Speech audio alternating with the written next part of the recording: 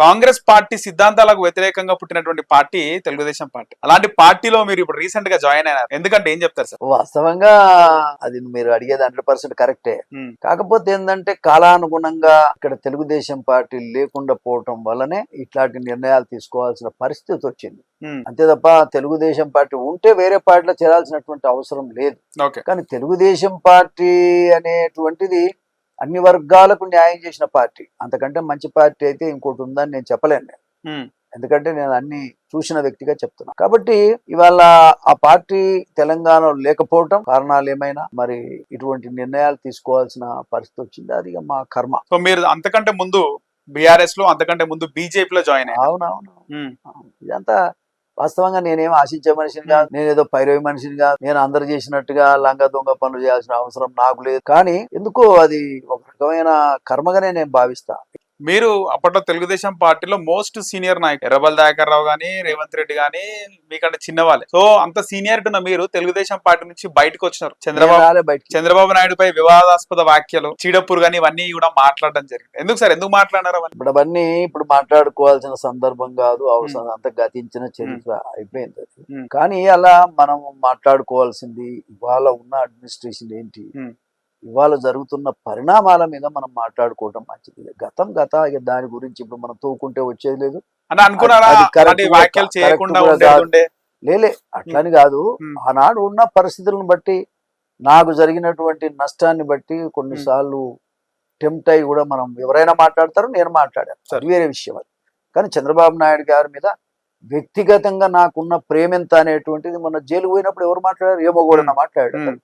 మొన్న జైలు పోతే దీక్ష కూడా నా రాజకీయ ఎస్ మీరు అన్నట్టు దీక్ష కూడా పెట్టాను నేను. ఆ దసరా పండుగను కూడా నేను బైకాట్ చేశాను. ఆయన జైల్లో ఉన్నంత కాలం నేను వాస్తవంగా చెప్పాలి, నేను సరిగా భోజనం కూడా చేయాలి, ఒక పూట భోజనమే చేశాను. ఎందుకంటే సరే మన వ్యక్తిగత విషయాలు కాదు కదా, వ్యవస్థాపరమైన పరిస్థితులు ఎన్నో అవకాశాలు, ఎన్నో పరిస్థితులు, ఎంతో మందికి మేలు చేసినటువంటి నాయకుడు ఆయన. మనం ఒక్కలం ఏదో కాదన్నంత మాత్రాన అయ్యేది కాదు. అటువంటి నాయకుడిని తీసుకుపోయి జైల్లో పెడితే మరి నేను భరించలేకపోయా. నేను ఆవేశపడ్డా, బాధపడ్డా, ఏడ్చిన. నేను రాజకీయాలు పక్కన పెట్టి నా రాజకీయ భవిష్యత్తు ఉంటుందా లేదని కూడా చూసుకోలే నేను. బట్ ఆ నాయకుని మీద చేయటం వల్ల నేను జగన్ను నేను మాట్లాడినంత ఎవడు మాట్లాడలే. నేను మాట్లాడేదాకా ఎవరికి స్పిరిటే రాలే.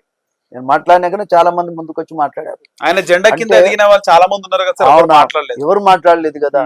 బట్ నేను మాట్లాడాను. నేను ఎందుకంటే నేను నిష్పక్షపాతమైనటువంటి నా జీవితం, స్వార్థం లేనటువంటి నా జీవితం. కాబట్టి ఏది న్యాయమో అది మాట్లాడాలి. కాబట్టి నేను అది ఎవరికి నచ్చినా నచ్చపోయినా నేను చేసేది కరెక్టే.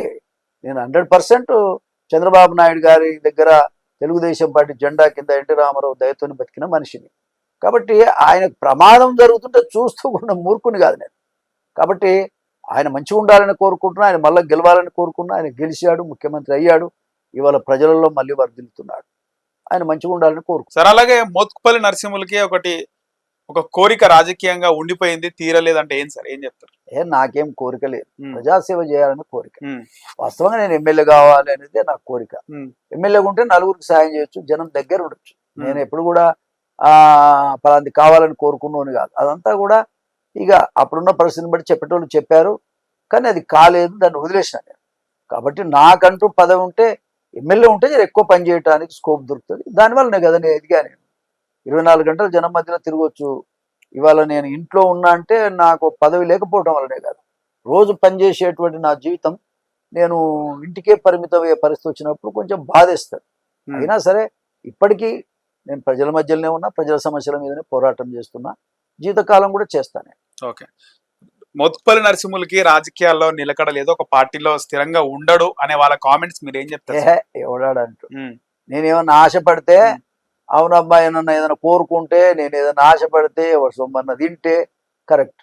కానీ నేను సింపుల్గా చెప్పా, తెలుగుదేశం పార్టీ ఇక్కడ లేకపోవటం వల్ల ఆ రకమైన పరిస్థితులు వచ్చినాయి. అది వాస్తవంగా అది ఒక శనికాలం అని నేను అనుకుంటాను.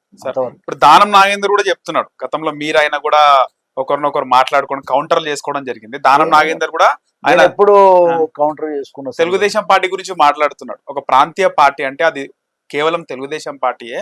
ఆ పార్టీలో ఉన్నటువంటి ప్రోటోకాల్ గానీ, సిద్ధాంతం గానీ వేరే పార్టీలో లేదు, బీఆర్ఎస్ లో అసలే లేదంటున్నాడు. ఎవరంటారు? దానం నాగేందర్ ఎమ్మెల్యేలకు ఒక గౌరవం లేదు, ఏం లేదు. నిజమేనా సార్? బీఆర్ఎస్ ఆయన ఒపీనియన్ అది, అవన్నీ నాకు సంబంధం. మీరు కూడా బీఆర్ఎస్ లో ఉన్నారు కదా కొద్ది రోజులు. లేలే, ఏ పార్టీలో ఎవరమున్నా ఎవరు ఎందుకు మాట్లాడారో మనకు తెలియనప్పుడు మనం దాని మీద కామెంట్ చేయాల్సిన అవసరం లేదు. సో మీ చిరకాల మిత్రుడు కేసీఆర్ మిమ్మల్ని బీఆర్ఎస్ లోకి ఆహ్వానించి దళిత బంధు చైర్మన్ గా కూడా మిమ్మల్ని నియమించాడు. అవును, ఆయన చేసినటువంటి స్కీమ్ చాలా మంచిది. ఎందుకంటే తరతరాలుగా ఒక దళితుడు, ఒక అన్టచబుల్, లేకపోతే డబ్బులు లేని వాళ్ళు, పేదరికం, ఈ పేదరికంలో మగ్గుతున్న వాడికి ఒక 10 లక్షలు ఇస్తే, దళితులందరికీ ప్రతి కుటుంబానికి 10 లక్షలు ఇస్తే, అది ఇక ఆ కులం అనేటువంటిది ఇంకొకసారి పైసలు లేని కులం అనేది రాదు, పేదరికం అనేది దగ్గరికి రాదు. సరే 10%, 20% ఏదన్నా వాటిని దుర్వినియోగం చేసుకోవచ్చు, కానీ 80%, 90% వాటిని సద్వినియోగం చేసుకునే అవకాశం ఉంది. దానివల్ల ఆ కులంలో ఉన్న పేదరికం అనేది పక్కకు దొరకడానికి అవకాశం ఉంది. వాళ్ళు సమాజంలో తలెత్తుకునేటువంటి స్కీమ్ అది. ఆ స్కీమ్ పెట్టడం అనేది కేసీఆర్ గొప్పతనం, దాని విషయంలో వేరే అభిప్రాయం లేదు. కాకపోతే ఏంటంటే మనోళ్ళు ఒకరికి వచ్చింది నాకు రాలేదు అనే దాని మీద కొంత అభిప్రాయపడ్డరు మన ఎస్సీ వర్గాలకు సంబంధించినటువంటి వాళ్ళు. ఒక్కసారి ఎవరు ఇయ్యలేరు, కానీ అంచెలంచెలుగా అందరికి చేరాలన్నదే ఆ స్కీమ్ యొక్క ముఖ్య ఉద్దేశం. ఏదేమైనా ఎన్నికలు రావటం తర్వాత పరిణామాలు ఇట్లా ఉన్నాయి. అయినా కాంగ్రెస్ పార్టీ కూడా 12 లక్షలు ఇస్తామని చెప్పారు. ఇంతవరకు ఆ ముచ్చటే లేదు. అది ముచ్చటే లేదు. చాలా బాగుంటుంది. ఆయనే నన్ను పిలిచారు, ఆయనే ఆ స్కీము అన్నాను రమ్మని ఆయన పిలిస్తే నా జాతికి మేలు జరుగుతుందని నేను వెళ్ళిన మాట నిజమే. కానీ అది మధ్యలోనే, నియోజకవర్గానికి 100 మంది అంటే ఎంతమంది దళితుల జీవితాల్లో వెలుడింపుతుంది సార్ ఆ స్కీమ్? అప్పుడు నువ్వు ఒకటి గమనించమ్మా, మొదలు పెట్టడం గొప్ప విషయం, అది చాలా డబ్బుతో కూడినటువంటి పని. అయితే ఆ స్కీమ్ని అమలు చేస్తాననేటువంటి చిత్తశుద్ధి ఉందా లేదనేది మనం చూస్తే కేసీఆర్ లోపల అది 100% ఉంది. కానీ ఆర్థిక పరిస్థితుల వల్ల కొన్ని ఇబ్బందులు వచ్చిన మాట నిజం. కానీ 100 మంది పైలట్ ప్రాజెక్ట్ కింద 100 మంది ఇచ్చి, తర్వాత 4 మండలాల్లో ఫుల్ మండలాలు ఇచ్చినాడు. ఏది మన దగ్గర తిరుమలగిరి, ప్రతి మండలం ఇచ్చినాడు. అంటే ఒక్కొక్క మండలంలో కొన్ని వేల కోట్ల రూపాయలు ఖర్చు పెట్టినాడు.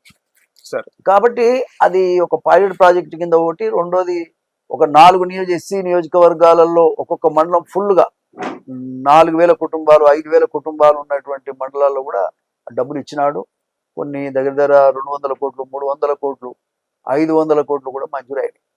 అయితే ఆ స్కీమ్ని కొనసాగించటానికి టైము కొంత ప్రాబ్లం అయింది. ఇక ఆర్థికంగా కూడా కొంచెం ఇబ్బంది అయినటువంటి పరిస్థితి ఉంది. ఆ స్కీమ్ తప్పర్థం చేసుకో చాలా మంది. స్కీమ్ ఉంటే చాలా మంచిది. అది ఇప్పటికైనా మరి కాంగ్రెస్ పార్టీ వాళ్ళు చేస్తామని చెప్పారు. ఆ కాంగ్రెస్ పార్టీ వాళ్ళు చేస్తామన్నప్పుడు 10 కాదు, మేము 12 ఇస్తామన్నారు. ఆ 10 ఇచ్చినా సంతోషమే. ఆ స్కీమ్ అనేది అమలు చేయాలని నేను కోరుకుంటా ఉన్నా, డిమాండ్ చేస్తా ఉన్నా. అది చాలా అవసరం.